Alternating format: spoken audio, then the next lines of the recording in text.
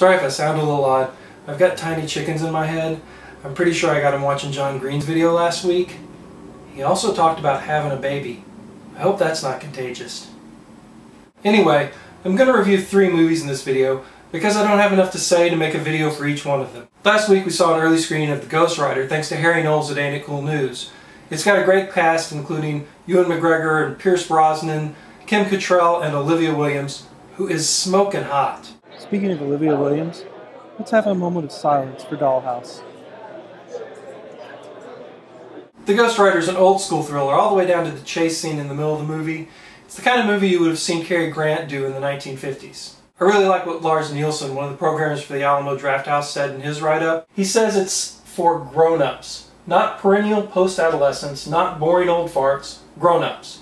Literate people with mature priorities, a sense of irony, and an appreciation for the finer aspects of film, literature, and the other arts. The movie's almost good enough to be compared to some of Hitchcock's films, if you can ignore Roman Polanski's heavy-handed political swipe at the American government. It's clear that he's got an axe to grind, and he does use this film as a conspiracy theory soapbox. So if you can ignore that, enjoy the film. We were in New York for the weekend, and we got to see a couple limited release movies.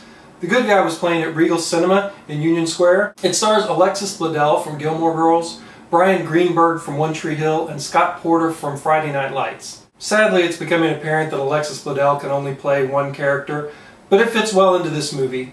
I've never watched One Tree Hill or Friday Night Lights, but both the male leads do a good job too. I imagine it's hard to make a movie about 20-somethings dating in New York without being either really bitter or having these grand romantic silly gestures or making a romantic comedy. But first-time director Julio Di Pietro really does a good job of walking that fine line, and he makes a serious movie that's really good. By the way, it's weird seeing a movie that's not here in Austin at the Alamo Drafthouse, where they really do kick you out of the theater if you're talking or using your cell phone during the movie. I knew I was in for an experience when during the pre-show, the old man down the road from me would yell, "Garbage!" at the ads and the trailers that were running. And I wasn't that surprised when he walked out halfway through the movie, stopping at the exit to turn back and yell, "And your feet stink!" Both the movies we saw in New York had people talking in the audience, and it really solidified our love of the Alamo Drafthouse. The Angelica is an art house theater in Soho, and if you haven't been before, you should know there's a subway that runs directly beneath the theater.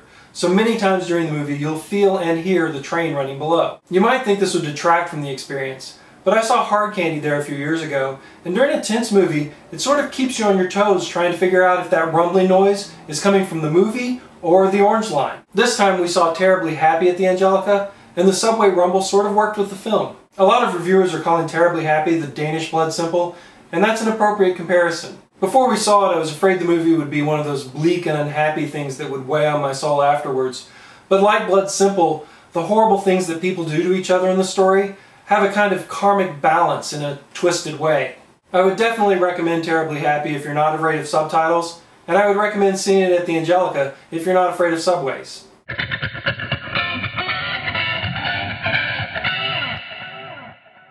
Okay, I've got to run because we're going to see a screening of Crazies. Director Breck Eisner is going to be there to do a Q&A. Hopefully I'll get a chance to review the movie Friday or Saturday.